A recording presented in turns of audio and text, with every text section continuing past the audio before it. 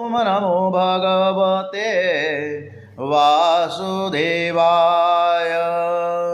श्रीराम जय राम जय जय राम, श्रीराम जय राम जय जय राम। આજે 29મી તારીખ છે, શુક્રવાર, કારતક વદ 14 છે અને આજે સરસ મજાની કૃષ્ણ કથા તરફ આપણે આગળ વધીએ. ચતુર્થ સ્કંદમાં ઓમ શ્રી ગમગણપતે નમો નમઃ, ઓમ શ્રી હનુમાનજી મહારાજ કી જય, શ્રી ડોંગરેજી મહારાજ કી જય, શ્રી સુખદેવજી મહારાજ કી જય, ઓમ શ્રી ભાગવત ભગવાનજી મહારાજ કી જય. સૌનું કરો કલ્યાણ હે દયાળુ પ્રભુ, સૌનું કરો કલ્યાણ. નર નારી પશુ પક્ષીની સાથે જીવજંતુનું તમામ, જગતના વાસીઓ સૌ સુખ ભોગવે, આનંદે આઠે જામ. દુનિયામાં દર્દ દુકાળ પડે નહીં, લડે નહીં કોઈ ગામ. સર્વ જગે સુખાકારી વધે, વળી વધે ધન ધાન્ય. કોઈ કોઈનું બુરું ન ઈચ્છે, સૌનું ઈચ્છે સૌ સમાન. પોતપોતાના ધર્મ પ્રમાણે સર્વ ભજે ભગવાન. સૌનું કરો કલ્યાણ હે દયાળુ પ્રભુ, સૌનું કરો કલ્યાણ. સર્વે ભવંતુ સુખિનઃ, સર્વે સંતુ નિરામયા. દરેકનું આપણે કલ્યાણ કરીએ ઈચ્છીએ કે જેથી આપણું પણ એમાં કલ્યાણ સમાવિષ્ટ છે. કૃષ્ણ કનૈયાલાલ કી જય, દ્વારિકાધીશ કી જય.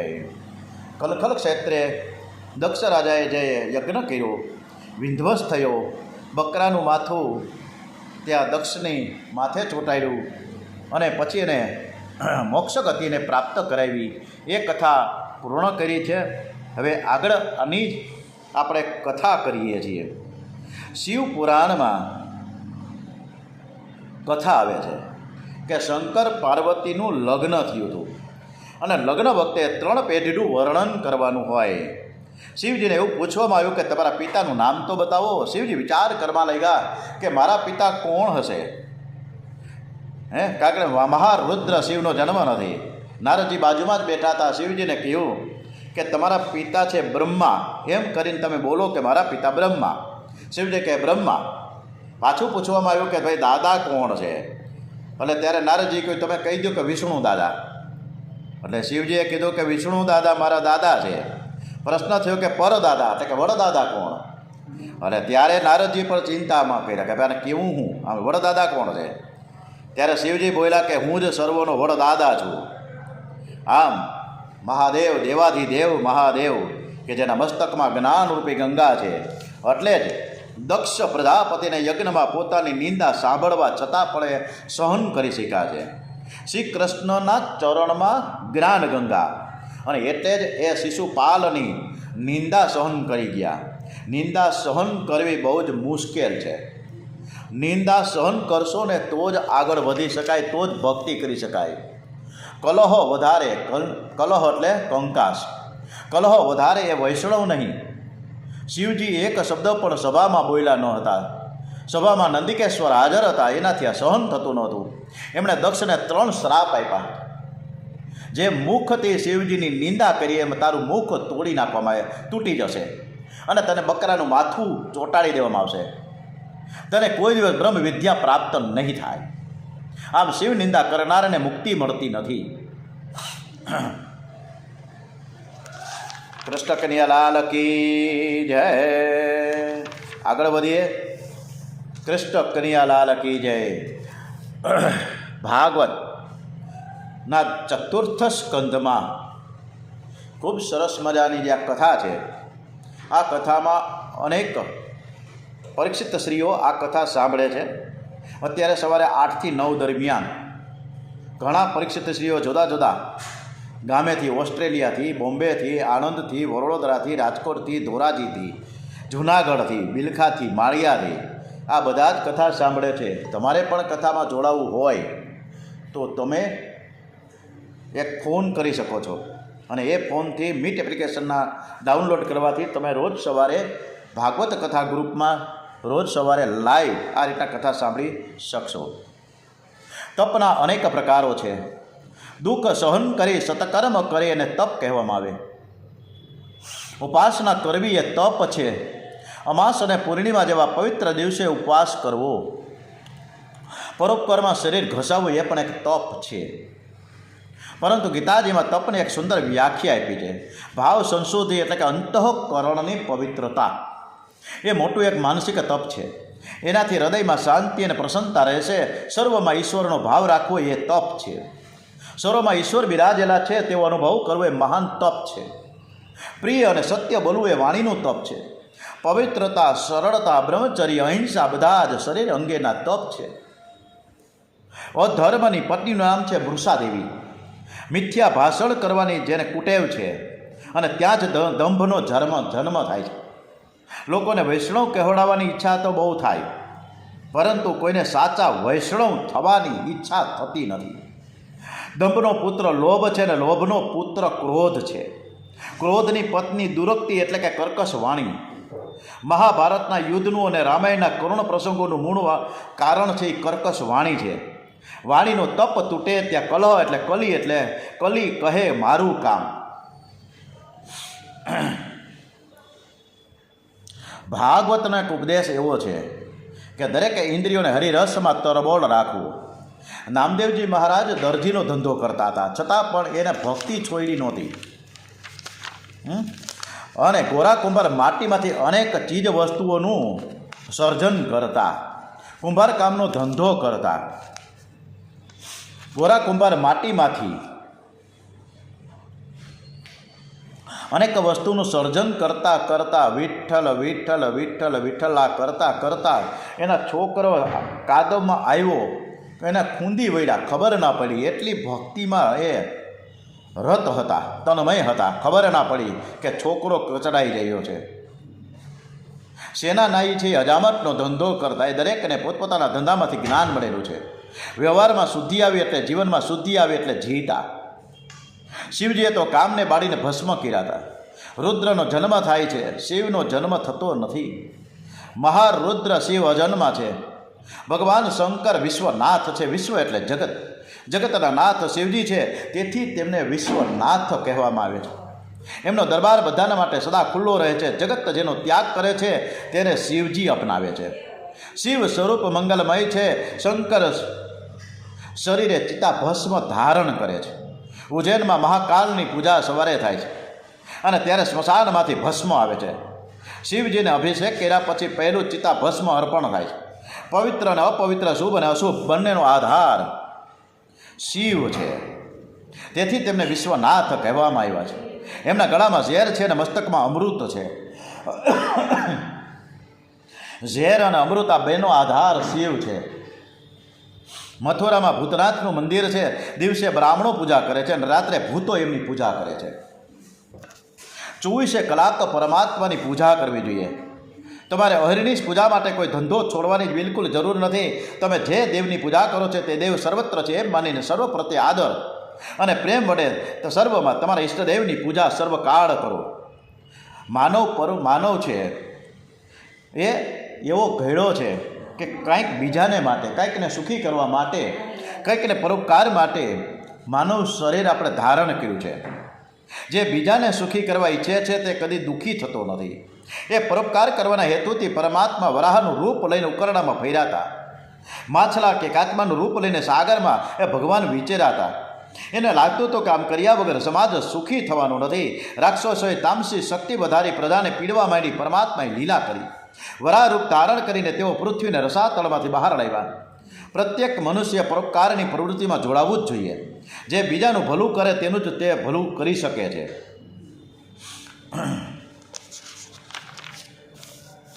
કૃષ્ણ કનૈયાલાલ કી જય, ધ્રુવજી મહારાજ કી જય. ખૂબ સરસ મજાની હવે ધ્રુવજીની કથા શરૂ થાય છે ચતુર્થ સ્કંદમાં. એકદમ ભાવુક છે, કરુણા સભર છે. આ એકદમ જ્યાં બેઠા હો ત્યાં કથા શાંતિથી સાંભળજો. જ્યાં બેઠા હો ત્યાં ખૂબ હલહલ ના કરવું. આપણું મન હલહલ તો કર્યા જ કરે, શાંતિથી બેહતા તો નથી. પૂજા ક્યાંક થતી હોય ને મન ક્યાંક ફરતું હોય. વિદુરજી પ્રશ્ન કરે છે, મનુ મહારાજની 3 કન્યાઓના વંશનું વર્ણન કરવામાં આવ્યું છે. મનુ મહારાજના 2 પુત્રોના વંશ સાંભળવાની ઈચ્છા થઈ આવી છે પરીક્ષિત રાજાને. મનુ મહારાજને 2 પુત્રો છે, ઉતાનપાદ અને પ્રિયવ્રત. પ્રિયવ્રત રાજાના વંશની કથા પંચમ સ્કંદમાં આવશે. આજે તો આપણે ઉતાનપાદની કથા ચતુર્થ સ્કંદમાં ખૂબ સરસ મજાની આ દિવ્ય ગાથાનું વર્ણન થાય છે. ઉતાનપાદની કથા એ જીવ માત્રની કથા છે. પાદ શબ્દનો અર્થ થાય છે પગ, અને ઉતાન શબ્દનો અર્થ થાય છે ઉપર. જેના પગ ઉપર છે, માથું નીચે છે, એને ઉતાનપાદ કહેવામાં આવે છે. માના પેટમાં રહેલો જીવ છે એ ઉતાનપાદ છે. જીવ જન્મ લે છે ને ત્યારે માથું પહેલાં આવે અને પછી પગ બહાર આવે. જેના પગ ઊંચે અને માથું નીચે તે ઉતાનપાદ છે. જન્મ વખતે દરેકની આ હાલત થાય છે. ઉતાનપાદને 2 રાણીઓ છે, સુરુચિ અને સુનીતિ. સુરુચિ છે દેખાવે ખૂબ સુંદર છે, પણ એનામાં ખાસ કોઈ સદગુણ નથી. જ્યારે સુનીતિમાં ઘણા સદગુણો છે, પણ તેનામાં સૌંદર્યનો અભાવ છે. રાજાને સુરુચિ પ્યારી લાગે, જ્યારે સુનીતિ અળખામણી લાગે. સુરુચિને એક પુત્ર છે જેનું નામ છે ઉત્તમ, અને સુનીતિને પણ એક પુત્ર છે જેનું નામ છે ધ્રુવ.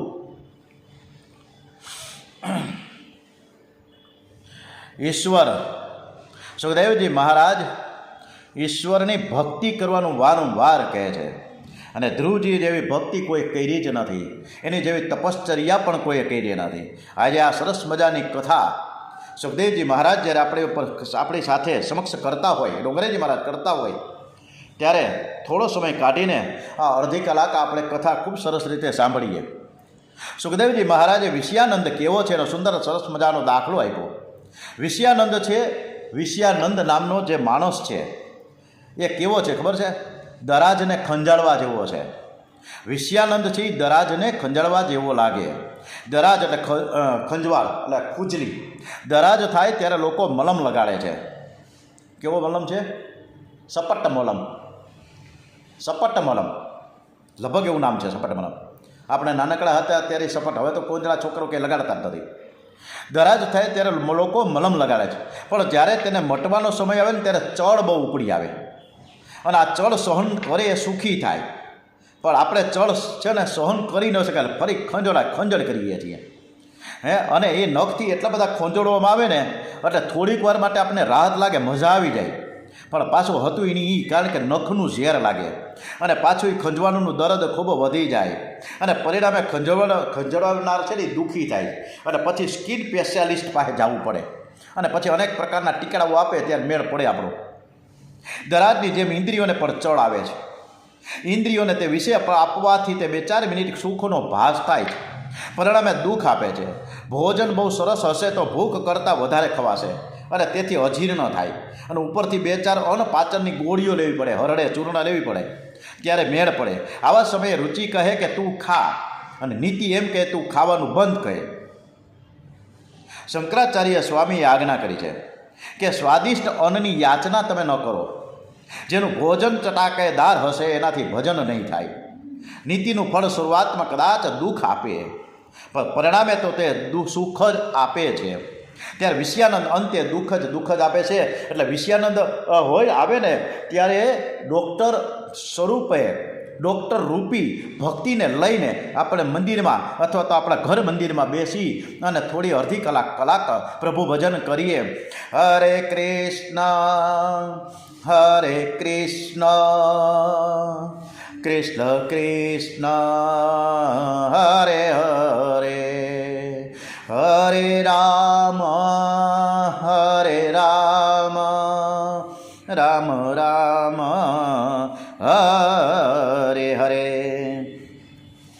મનુષ્ય જો સુનીતિને આધીન બને ને તો એ સદાચારી બની જાય, અને સુરુચિને આધીન બની જાય તો દુરાચારી બને. આવી રીતના એકમાં દ્રષ્ટાંત ડોંગરેજી મહારાજે ખૂબ સરસ રીતે આપ્યું છે કે 2 મિત્રો જાત્રા કરો. હવે તો આપણે જાત્રા કરો ટ્રેનમાં જઈએ, પ્લેનમાં જઈએ, સ્ટીમર જઈએ, ક્રુઝરમાં જઈએ, અનેક પ્રકારના વાહનો થઈ ગયા છે. પહેલાં તો ગાડામાં મુસાફરી થતી હતી, ઘોડા ઉપર મુસાફરી થતી હતી. એવી રીતે આ એક 2 મિત્રોની જાત્રા કરવાની વાર્તા બહુ સરસ મજાની ડોંગરેજી મહારાજે મૂકી. બંને જણા નીકળ્યા. એક ભાઈએ મનસુખલાલે કોઈ પણ સાધન સામગ્રી એટલે કોઈ પણ જાજો સામાન લીધા વગર નીકળો. ભાઈ એની બાજુમાં જો મગનલાલ હતા, એ મગન કે મનસુખ હું તે આટલોક સામાન લીધો, મારે તો જાજો બધો સામાન લેજો. એટલે સામાન તો લીધો, પણ એની હારે પલંગે લીધો, એની હારે ગાઈડલું લીધું, એની હારે ઓછાળે લીધો, એની હારે ઓશીકોય લીધું. અરે ભાઈ ઓલો મનસુખલાલ કે આવડું મોટું હું બધું વજન લઈને નાટા મેરા કરે. આવી રીતના જાત્રા થોડી થાય કે તને ખબર ના પડે. આપણે જ્યાં જઈને એ ખાટલો પાથરવાનો, ગાઈડલું નાખવાનું, સરસ મજાનું ઓશીકો ઓછાળ, અને એ કેવી મજા આવે હોવાની. પણ એક વખત એવું થયું, એટલે કે ભાઈ તું કઈ રીતે, મગનલાલે મનસુખને કીધું કે ભાઈ તું આ બધું ઉપાડીશ, કે ભાઈ મારે ક્યાં ઉપાડવું છે, મારી પાસે કાવડિયા ઘણા બધા છે, હું મજૂર પાસે ઉપડાવીશ. એમ કરતાં કરતાં 50-60 કિલોમીટર તો કાપી નાખ્યું. પણ પછી એક વખત બરોડા આવ્યો ને, ત્યાં એને આજુબાજુમાં કોઈને મજૂર જ ના મળ્યો. એટલે આ ભાઈએ મનસુખલાલે માથા ઉપર ખાટલો નાખ્યો, માથે નાખ્યું ગાઈડલું, એના ઉપર ઓશીકું, એના ઉપર અને પછી ટંકડી નાખી, અને પછી પરસેવો રેબ જેબ થઈ ગયો. આ રીતના આપણે પણ કરીએ છીએ. આ કથા છે એ ડોંગરીજી મહારાજ કે કોઈ આપણા બધાના યાત્રિકોની નથી. આ બધી જ કથા તો એ આપણી જ છે. આ જીવાત્મા એક જાત્રા કરવા નીકળો છે. રાત્રિના શ્રણિક સુખ ખાતર આખો દિવસ ગધા વૈતરું કરે છે. આખો દિવસ સવારના 6 વાગે ઉઠીને રાતના 11 વાગે મગજમારીના કારખાનાના 2 પૈસા લાખો ને 2 લાખ રૂપિયા, 5 લાખ ને 50 લાખ રૂપિયાને શેર બજારમાં રોકાણ કરે, ક્યાંક ઇન્વેસ્ટમેન્ટ કરે, અને કોક ઘણા બૂચ મારીને વયા જાય, ખબર ના પડે. એટલે આપણે શ્રણિક સુખને ભોગવવા માટે આખો દિવસ દુઃખના પહાડ લઈને માથે ફેરા કરીએ છીએ.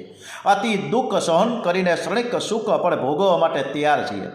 માનવ લૌકિક સુખ ભોગવવા માટે જેટલું દુઃખ સહન કરે છે, એટલું દુઃખ પરમાત્માના માટે જો સહન કરે ને, તો ભગવાન પણ રાજીના રેડ થઈ જાય. અને રાજી થતાં થતાં ભગવાનને પણ દયા આવે, પરમાત્મા સામેથી પ્રગટ થાય. વિષય સુખ શ્રણિકનું છે એ પરિણામમાં રડાવે છે. આ વિષયાનંદ છે એ છોડવાની જરૂર છે. સુનીતિનું બાળક ધ્રુવ એકવાર મિત્રની સાથે રમતો હતો. ત્યારે એક બાળકે કહ્યું કે આ ધ્રુવને એના પિતાએ કાઢી મૂક્યો છે. કોકે છાના છુગલી કરી.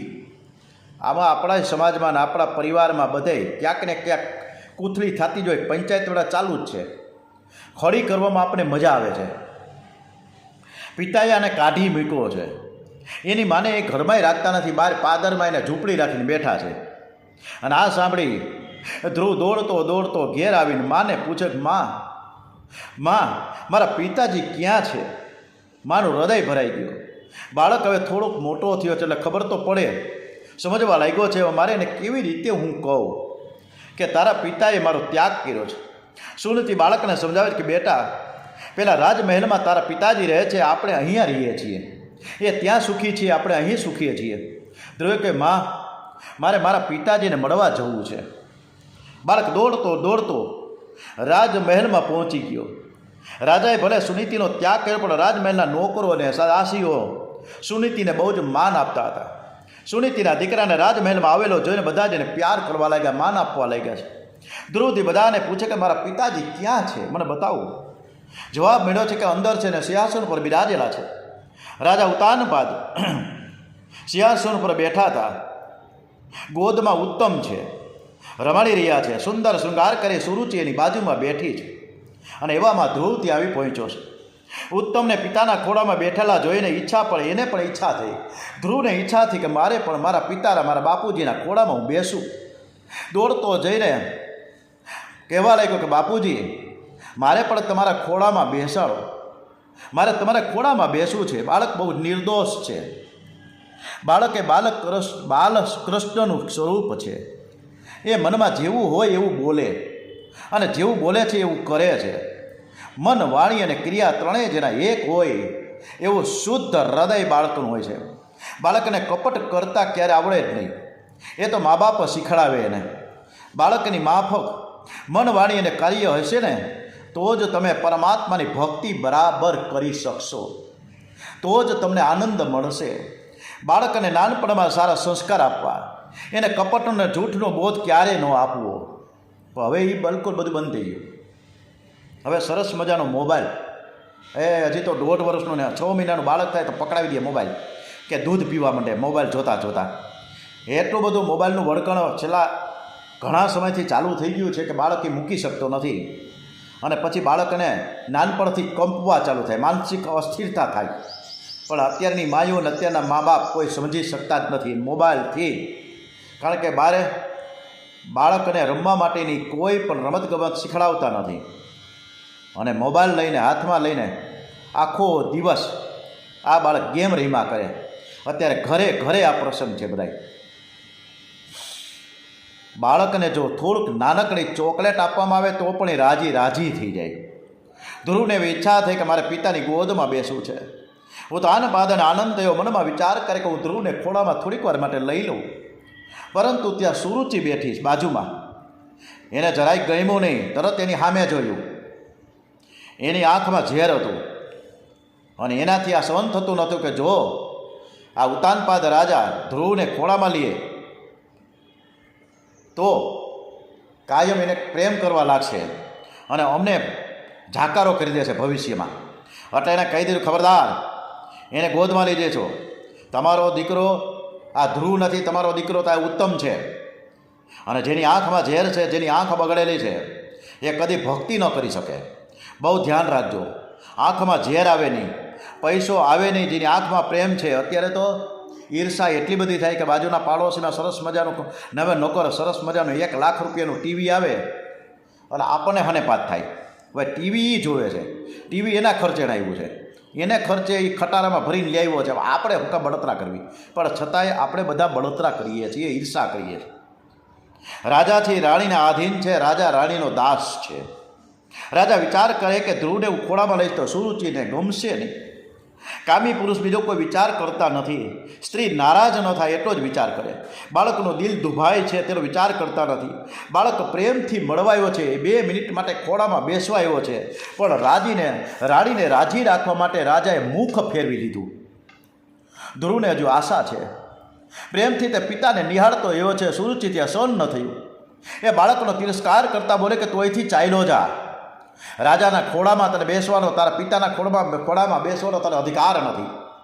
તું લાયક નથી, તું અણમાનીથી સુનીતિનો પુત્ર છે. ધ્રુવ કે માં, હું રાજાનો બાળક નથી.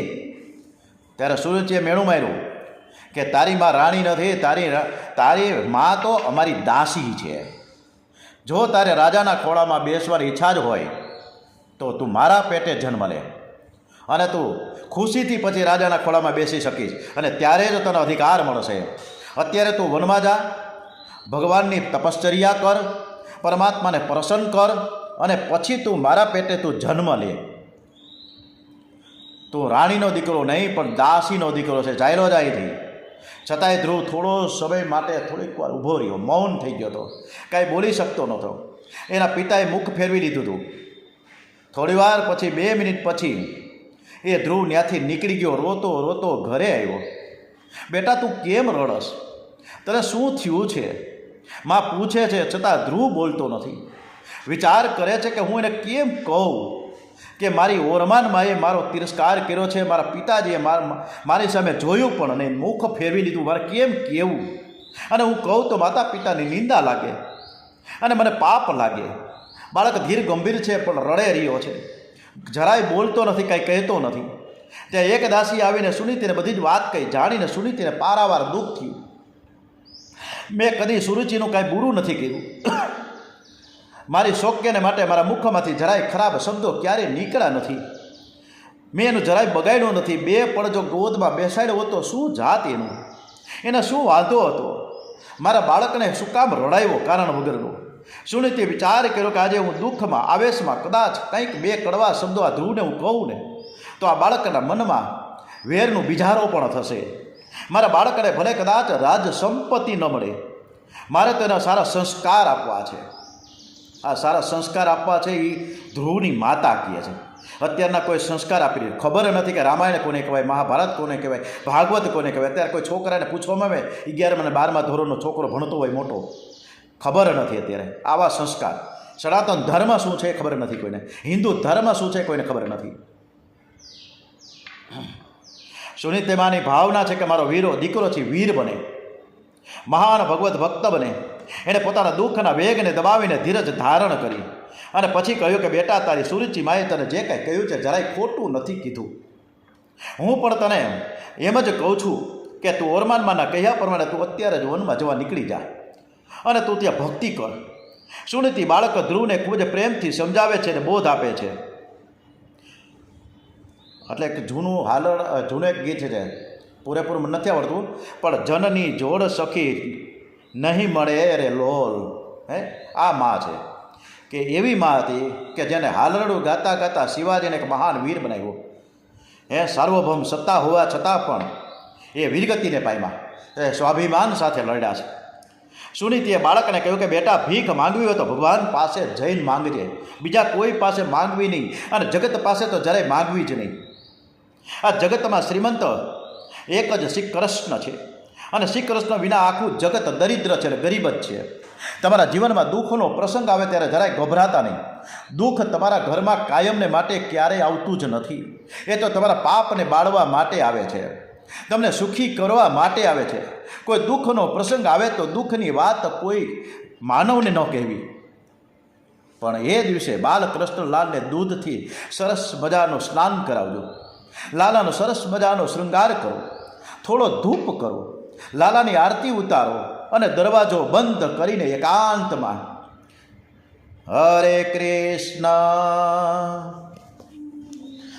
હરે કૃષ્ણ કૃષ્ણ કૃષ્ણ હરે હરે હરે રામ હરે રામ રામ રામ હરે હરે. શ્રી રામ જય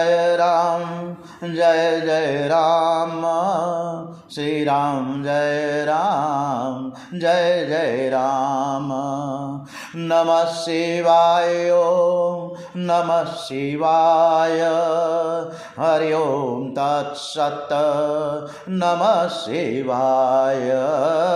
ઓમ નમો ભગવતે વાસુદેવાય, ઓમ નમો ભગવતે વાસુદેવાય. ઓમ ભૂર્ભુવસ્વ તત્સવિતુર્વરેણ્યં ભર્ગો દેવસ્ય ધીમહિ ધિયો યો નઃ પ્રચોદયાત. હરે કૃષ્ણ હરે કૃષ્ણ કૃષ્ણ કૃષ્ણ હરે હરે. પ્રેમથી કીર્તન કરો. 15-20 મિનિટ બરાબર પ્રેમથી કીર્તન કરશો તો તન્મયતા થશે, હૃદય પીગળશે, આંખો ભીની થશે. કીર્તનમાં તન્મય થયા પછી લાલાને કહેજો કે હું બહુ દુઃખી છું, હું બહુ દુઃખી છું, મારી આ દશા છે. કનૈયો બહુ પ્રેમાળ છે, એ બહુ શાંતિથી સાંભળે છે, તે અતિ ઉદાર છે, તે તમને ઘણું આપશે, પણ કોઈ દિવસ કહી બતાવશો નહીં. જ્યારે મનુષ્ય પાસે માંગીએ તો તે ઓછું આપી લોકોને કહી બતાવે છે કે મેં એને આટલું આપ્યું હતું, મેં એને તેટલું આપ્યું હતું. ઘણી વાર તો તિરસ્કાર કે અપમાન પણ કરે છે. માટે માંગવું હોય તો ભગવાનની પાસે જઈને માંગવો. સુનીતિ કહે છે કે બેટા, તારી વરમાનબાએ તને સાચું જ કહ્યું છે. તું હવે વનમાં જઈને ભક્તિ કર, તું પરમાત્માનું ધ્યાન કર, આરાધના કર. જે ઘરમાં માન નથી, તે ઘરમાં તમારે રહેવું નહીં. તારા સાચા પિતા તો પરમાત્મા છે. મેં તને નારાયણને સોંપ્યો છો, જે પિતા તારી સામે જોવા તૈયાર નથી, એના ઘરમાં રહેવામાં સાર નથી. જો ઉત્તમની જેમ તારે રાજ સિંહાસન ઉપર બેસવાની ઈચ્છા જ હોય તો તું પરમાત્માનું આરાધન કર. તારા ચિત્તમાં પુરુષોત્તમ ભગવાનની આરાધના કર, સ્થાપના કર, અને બીજા બધાનું ચિંતન છોડીને કેવળ અને કેવળ તું ભજન કર. ધ્રુવે રડતા રડતા કહ્યું કે બા, મને તું એકલાને વનમાં કેમ મોકલશ? મારી અહીં તારી દશા દાસી જેવી છે. આ ઘરમાં હવે તું પણ રહીશ નહીં. હાલને તું પણ મારી સાથે આપણે બંને વનમાં જઈને પ્રભુનું ભજન કરીએ. પ્રભુને કોઈક દિવસ તો દયા આવશે ને. સુનીતિ ધ્રુવને સમજાવે છે કે બેટા, હું જાણું છું આ ઘરમાં મારું બિલકુલ માન નથી, પરંતુ આ ઘર છોડીને હું ક્યાંય જઈ શકું તેમ પણ નથી. મારા પિતાજીને, પતિદેવને મારું દાન કર્યું છે. મારા પિતાજીએ, આ સુનીતિ બોલી રહી છે કે મારા પિતાજીએ પતિદેવને મારું દાન કર્યું, એટલે કે કન્યાદાન કર્યું છે. હું સ્વતંત્ર નથી, હું પરતંત્ર છું. હું મારા પતિદેવને આધીન છું. મારા પતિદેવ ભલે મારો ત્યાગ કરે, મને તિરસ્કાર કરે, છતાં હું સેવા કરીશ. મારા માટે પતિ એ પરમાત્મા છે. અને આજે તો કેટલી બધી સ્ત્રીઓને કેટલા જાતના પતિઓ છે કંઈ ખબર નથી પડતી, અને ઘડિયા પતિઓને પણ કેટલી જાતની પત્નીઓ છે કંઈ ખબર નથી પડતી. હે આ બધા કળિયુગના એંધાણ છે.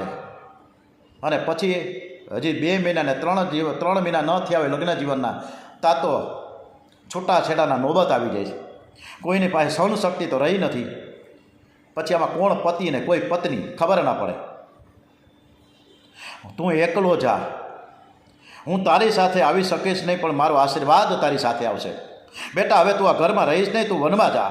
આજથી તું નારાયણનો દીકરો થયો છે. પ્રભુના ચરણમાં હું તને અર્પણ કરું છું. સુનીતિએ પરમાત્માનું સ્મરણ કરીને 2 હાથ જોડ્યા અને કહ્યું કે હે પ્રભુ, હું તમારા આધારે આ બાળકને વનમાં મોકલું છું, તમે એની રક્ષા કરજો. ધ્રુવ પૂછે છે કે માં, મારા જેવા બાળકને ભગવાન દર્શન આપશે કે નહીં આપે? સુનીતિ કહે છે કે ભગવાન ઉંમર જોતા નથી, વેશ જોતા નથી, એ તો માત્ર હૃદય જુએ છે. એ ભાષા પણ જાણતા નથી, ભાવ જુએ છે. ઠાકોરજીને તો નાના બાળકો ખૂબ જ વહાલા લાગે છે, જે પ્રેમથી પરમાત્માને પોકારે એની સમક્ષ પ્રગટ થાય છે. આતુરતા વગર ભગવાન મળતા નથી. અને આ ભાવ શબ્દો આવે છે, જે હમણાં જ કીધું કે ભાષા નથી જોતા, ભાવ જોતા નથી. એ તો અંદરનો હૃદયનો ભાવ જુએ છે. એકદમ નિર્દોષ મને જ્યારે ભગવાનની પૂજા અને અર્ચના જેવી રીતે જે ભાષામાં, તેલુગુમાં થાય કે તામિલમાં થાય, અંગ્રેજીમાં થાય કે ઉર્દુમાં થાય, જે ભાષામાં થાય ભગવાન સાંભળે છે. એક વખત જૂનાગઢની વાત કરી રહ્યો છું. રેલવે સ્ટેશન પાસે ખૂબ સરસ મજાનું એક મોટું બધું ચર્ચ છે. અને આ ચર્ચમાં ખ્રિસ્તી લોકો ત્યાં પૂજા અર્ચના, એની જે કાંઈ પૂજા અર્ચના કરવા માટે રોજ આવતા હોય. અને એને જે પૂજારીને નામ આપ્યો છે પાદરી. મને બહુ ખબર નથી ખ્રિસ્તી ધર્મની, પણ મને જ્યાં સુધી ખબર છે ત્યાં પાદરી છે. અને એ પાદરી છે એ રોજ સવારના 6 વાગે આવી જાય. પછી ક્રમશઃ એના બધા ભક્તજનો, શિષ્યો આવે અને જે કાંઈ એને પૂજા અર્ચના કરે, મીણબત્તી લઈને કરતા હોય કે જે રીતે કરતા હોય. અને જ્યારે પાદરી આવે અને પછી સવારના 8, સાડા 8 વાગે જ્યારે બધું જ કામ, ધાર્મિક ભાવ, ક્રિયાકર્મ, પૂજાપાઠ, અર્ચના કર્યા બાદ જ્યારે એ પાદરી ચર્ચની બહાર નીકળે ત્યારે રેલવે સ્ટેશન ઉપરના આ રોડ ઉપર, ચર્ચની બાજુમાં ફૂટપાથ ઉપર એક ગરીબ માણસ આવીને ત્યાં બેઠો હોય. અને ત્યાં એ બેઠી અને થોડી વાર માટે બેઠો હોય, પાથરણું પાથરું હોય, જૂનું પુરાણું. અને કાંઈક એ આકાશની તરફ જોતો કાંઈક બબડતો બોલતો હોય. ફરીથી બપોરના 12 વાગે એને જે કાંઈ આરતીનો સમય હોય ચર્ચમાં, એ સમયે જ્યારે પાદરી આવે અને પછી બપોરના 1 વાગે બધું કામ પૂરું થાય એટલે ચર્ચની બહાર જ્યારે પાદરી પાછા નીકળે ત્યારે એ ફૂટપાથ ઉપર પાછો એ માણસ એ જીર્ણ હાલતમાં, કપડાના જીર્ણ હાલતમાં, કપડાં ફાટેલા તૂટેલા હોય અને એ ટિફિન ખોયલું હોય. પેલા ટીનના ઠોબારા, જે આપણે એ વખતે એલ્યુમિનિયમના હતા ડબરા, એ એલ્યુમિનિયમના ડબરામાં એ એનું ભાતું કાઢે. થોડાક ભાત હોય, થોડીક રોટલી હોય, થોડુંક શાક હોય. અને પછી એ પાદરીની સામે થોડીક વાર જોવે. એટલે એ જે માણસ છે એ રોટલીનું બટકું ઊંચું કરે આકાશ તરફ, પાછું બબડે, પછી શાક અંદર ભરે, પાછું ઉપર કરે, અને પછી ભાત કાઢે, વળી પાછું ઉપર બતાવે, અને પછી પાણી. આવી રીતના રોજનો ક્રમ હતો. દરરોજ આ ક્રમ ચાલતો હતો. પાદરી રોજ જોતો હતો એ માણસ જે ફાટેલ તૂટેલ કપડાવાળો ગરીબ માણસ કાયમને કામ સવારના પરમાં બબડે, બપોરના 1 વાગે જમે અને આ રીતના વાત કરે આકાશની સામે. ખબર નહોતી પાદરીને કે શું થઈ રહ્યું છે. અમુક યથા સમયે લગભગ લગાટા 3 મહિના સુધી આ ક્રમ ચાલ્યો જોયો. પણ એક દિવસ લગભગ અઠવાડિયા સુધી એ માણસો દેખાણો નહીં. અને એ પાદરીને વિહોળતા થઈ, ચિંતા થઈ. આ ભાઈ ક્યાંય ગયો? રોજ ઉઠીને આવતો તો હવે ક્યાં વયો ગયો? કેમ આવતો નથી? ક્યાં હશે? આજુબાજુમાં પૂછ્યું તો બાજુમાં એક સરસ મજાની એક ફેક્ટરી હતી. ત્યાં જઈને તપાસ કરી કે એ અહીંયા જ કામ કરતો હતો, પણ તમારે ત્યાં લીમડાનો છાયો હતો ને, એટલે તે રોજ આવીને બેસતો બપોરના. તો એ ગયો ક્યાં? તો કે એ તો અત્યારે કેન્સરમાં છે અને એને કેન્સર થયું છે ગળાનું, એ કાંઈ બોલી શકતો નથી.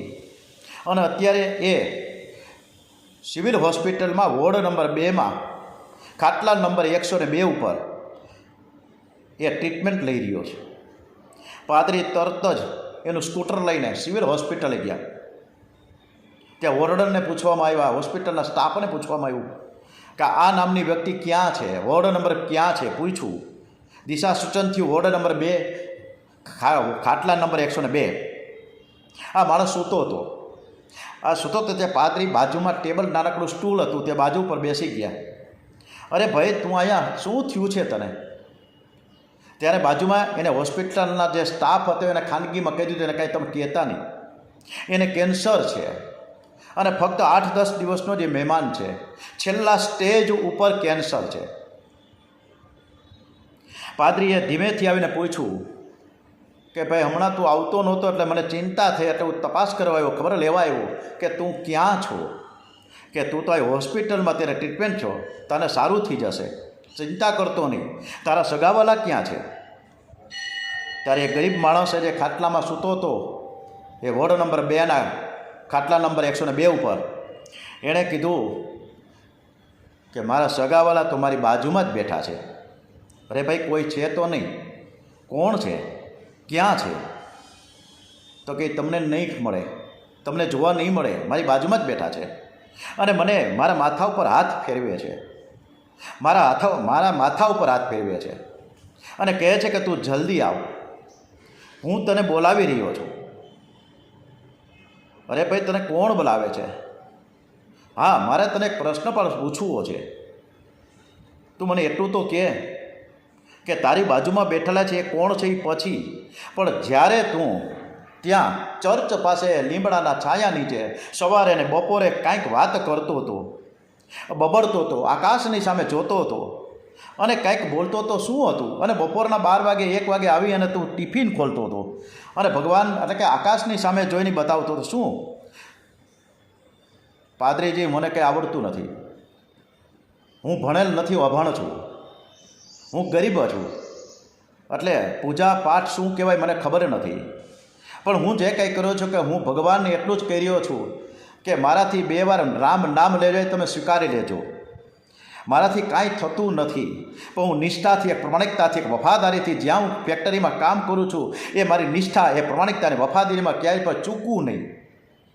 હું ભગવાન તમારો છું અને તમે મારા છો, આ કાયમ હું કહેતો. તો બપોરના 1 વાગે આવીને તું શું કામ ટિફિન લઈને બધું બતાવતો હતો આકાશમાં? તો આકાશમાં એટલા માટે બતાવતો હતો કે પહેલાં મારો ભગવાન જમે, આ મારી રોટલી જે છે, સૂકી રોટલી, એ થોડું ઘણું શાક હોય, થોડો ઘણા ભાત હોય, ભગવાનને પહેલાં જમાડતો અને એ જમી લીધા પછી એનો મને ભાસ થતો કે હું જમી રહ્યો છું અને પછી હું જમતો. હવે હું થોડા સમયનો અહીંયા રહીશ કે નહીં રહીશ મને ખબર નથી, પણ મારો ભગવાન મારી બાજુમાં બેઠો છે, મારો ભગવાન મને બોલાવે છે, હું હવે જઈ રહ્યો છું. આમ કરતાં કરતાં કરતાં એ ગરીબ માણસે પાદરીની સમક્ષ આંખ મીચી દીધી. બસ આ ભાવ છે અને આ ભાવ, આ દ્રઢ વિશ્વાસ, આ શ્રદ્ધા, આ ભક્તિ જ્યારે ભગવાનની સાથે હોય ત્યારે ધ્રુવજીને તે જે 6 મહિનાની અંદર તપશ્ચર્યામાં ભગવાન પરમેશ્વર મળ્યા એમ આપણને પણ મળી શકે એમ છે. પણ આપણી અંદરની કટુતા, અંદરની લૂંચાઈ, અંદરની ઘૃણા, અંદરની તિરસ્કાર આપણને ત્યાં જવા દેતી નથી. કૃષ્ણ કનૈયાલાલ કી જય, બાલકૃષ્ણલાલ કી જય. આ તપશ્ચર્યા કેવી રીતે થઈ રહી છે? વનમાં જઈ રહ્યા છે, શું થશે, શું નહીં થાય, ભગવાન મળશે કે નહીં મળે, રસ્તામાં કોણ મળશે, આ બધી જ ભાગવતની કથા, આ દિવ્ય ગાથા આપણે આવતીકાલે સવારે 8 થી 9 દરમિયાન કરીશું. ત્યાં સુધી આ કથાને વિરામ આપીએ છીએ. ભાગવત ભગવાનજી મહારાજ કી જય, કૃષ્ણ કનૈયાલાલ કી જય. ઓમ નમો ભગવતે વાસુદેવાય, ઓમ નમો ભગવતે વાસુદેવાય.